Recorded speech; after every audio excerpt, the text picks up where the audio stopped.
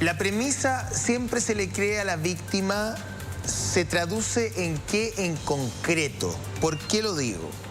Porque el presidente el viernes, cuando se le pregunta al presidente por qué no echa a Monsalve el mismo martes, digamos, él dice, bueno, porque tenía que recabar más antecedentes, sabíamos que había una denuncia, porque era lo que la Policía de Investigaciones le dijo a la ministra, pero no sabían el contenido de la denuncia y querían tomarse un tiempo. Sí, yo siempre le creo a la víctima, no necesito conocer el contenido de la denuncia. Con que haya una denuncia, bajo esa mirada, es suficiente para que esa persona se vaya. Pero si el presidente requiere más información, es porque hay un espacio de duda. Yo creo que ahí hay tres elementos que son relevantes. A ver. Uno, que no estamos hablando de un portero de un servicio público. O sea, estamos se le cree más a la víctima cuando el atacante es un portero que cuando es un ministro. Perdón, pero eso no es algo que yo he dicho. Entonces te pediría usted dice, no estamos hablando de un portero. Me puede interrumpir, pero te pido... Ok, la escucho. No dije eso, te dije...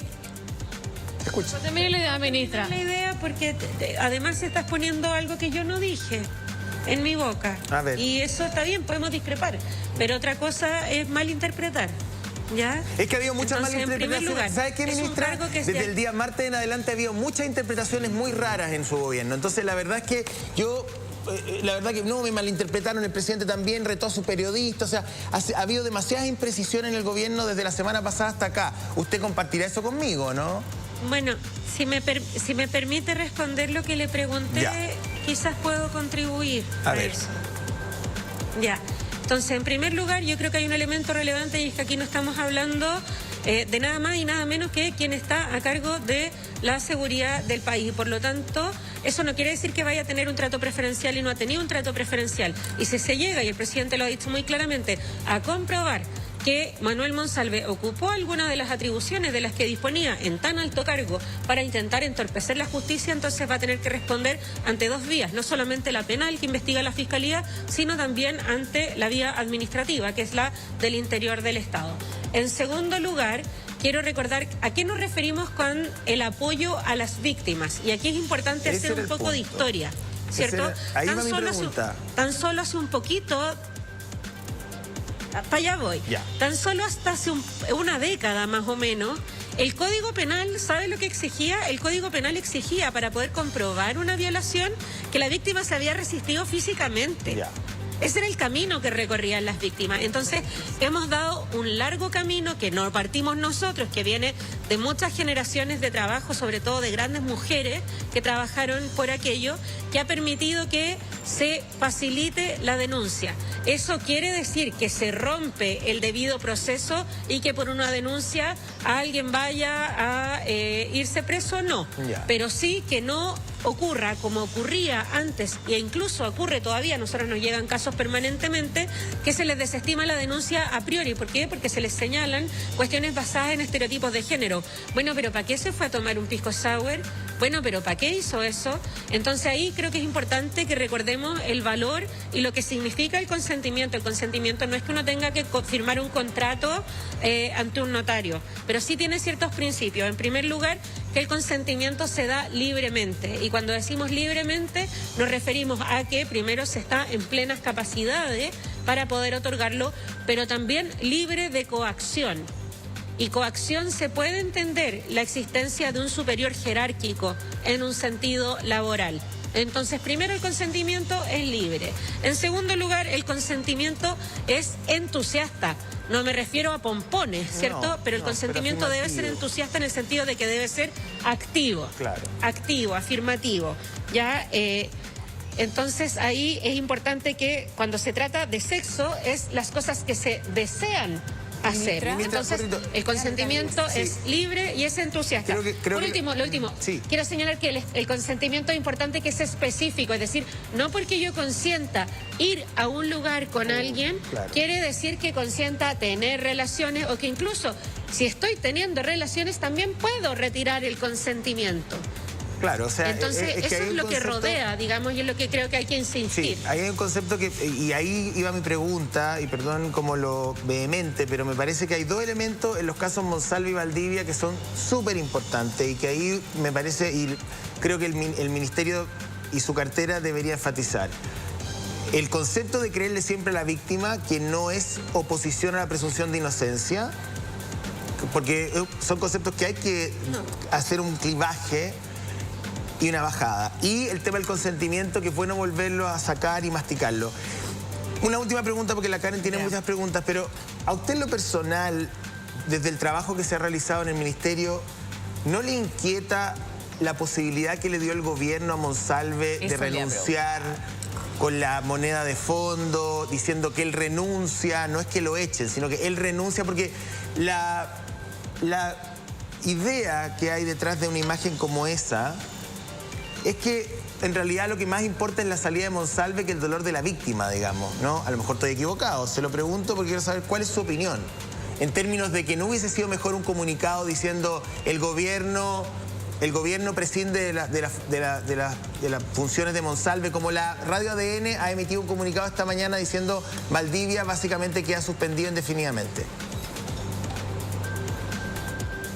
Bueno, en primer lugar, ahí creo que es importante que situemos las responsabilidades penales en particular y en algo que es uno de los delitos más graves de nuestro Código Penal, como una violación en la persona que está acusada. Y en ese sentido, el presidente le solicitó a Manuel Monsalve que fuera él quien comunicara los motivos por los que se iba. Ahora, evidentemente una persona que está acusada de un delito así de grave va a decir lo que estime necesario para enarbolar su inocencia, ¿cierto? Y es parte de, me parece que de perogrullo que alguien que está bajo esa situación lo diría.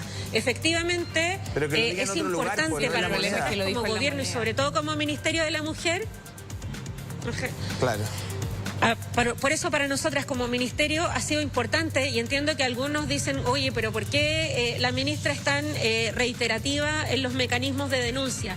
Pero precisamente a propósito de lo que usted señalaba, de que se dio esto, que se vio en muchos canales y se ha repetido en muchas partes, para nosotras es fundamental, porque en las casas hay personas que están viendo no solo nuestra conversación, sino todo este debate público, que ven con miedo cómo se hacen, por ejemplo, públicos detalles que son muy íntimos. Ayer el papá de Antonia Barra lo decía muy claramente, hay que cuidar la intimidad de las víctimas, porque precisamente ese comentario masivo fue uno de los motivos por el que Antonia se quitó la vida, el miedo al juicio público. Entonces, primero, queremos insistir, los delitos sexuales son de investigación reservada y eso no es una forma de secretismo para favorecer a nadie de los acusados, sino para proteger la indemnidad y la integridad de la privacidad de la víctima. En segundo lugar, y perdón, pero creo que esto es importante que la ciudadanía lo conozca, si hay dudas respecto a dónde acudir, está disponible el teléfono 1455. Y en tercer lugar, desde el año 2022, en todos los centros de salud, la atención ante una agresión sexual aguda es una garantía explícita de salud, que no solamente me da derecho a lo que ya existía, que era la anticoncepción de emergencia en el caso de las mujeres y también la inyección de antibióticos para evitar infecciones de transmisión sexual, sino también una canasta de primeros auxilios psicológicos, precisamente para poder enfrentar de mejor forma todo lo que viene después. Desde noviembre, más de 2.000 personas lamentablemente han hecho uso de esta herramienta en los servicios de salud, pero estamos seguras de que es precisamente esa la vía de dar más cercanía, de que se sepa de que hay alternativas y de que esto no tiene y no puede quedar en la impunidad. Mi pregunta, ministra, bueno, la quiso José justamente, y apuntaba este trato preferencial que se le habría dado, ¿no? Y que para muchas voces así lo fue, ¿no? Lo de permitirle al ex subsecretario Monsalve esta renuncia en el Palacio de la Moneda. Si usted hubiera estado en Chile, ministra, porque entiendo que venía viajando y se encuentra con esta situación cuando aterriza, entiendo que venía desde Bruselas. Si usted hubiera estado acá, ¿la situación hubiera sido distinta? O sea, creo que eso es un contrafactual que es difícil de comprobar, porque no hubiera impuesto su forma de ver los hechos. Lo que ya no fue, no será, ¿cierto? Pero no hubiera insistido en que se hubiera hecho Lo que yo puedo distinto, señalar... que por lo menos la renuncia no hubiera sido... Lo que yo puedo señalar es que una vez tomamos conocimiento de los hechos... Le pregunto a usted. Lo que yo puedo señalar es que una vez tomé conocimiento de los hechos, seguimos el canal que es el que acostumbrado y el que hemos acordado con el Ministerio Público y con el Servicio Médico Legal. Ahora, yo he escuchado varias críticas y quisiera aclarar en eso también de por qué el Ministerio de la Mujer no ha presentado una querella. Quiero volver a recordar que los delitos sexuales para mayores de edad, porque es distinto al caso de los menores de edad, pero para mayores de edad los delitos sexuales son delitos de acción penal pública previa instancia particular. ¿Qué quiere decir eso en buen chileno y no en leguleyo, digamos? Quiere decir que nosotras, Ministerio de la Mujer, a través del servicio, podemos entablar una querella en la medida en que la víctima nos otorgue el patrocinio. Ella es libre de decidirlo y no quiero que esto suene como una presión porque yo entiendo que este caso es muy delicado. Nuestro servicio está a disposición de la víctima si ella así lo estima necesario.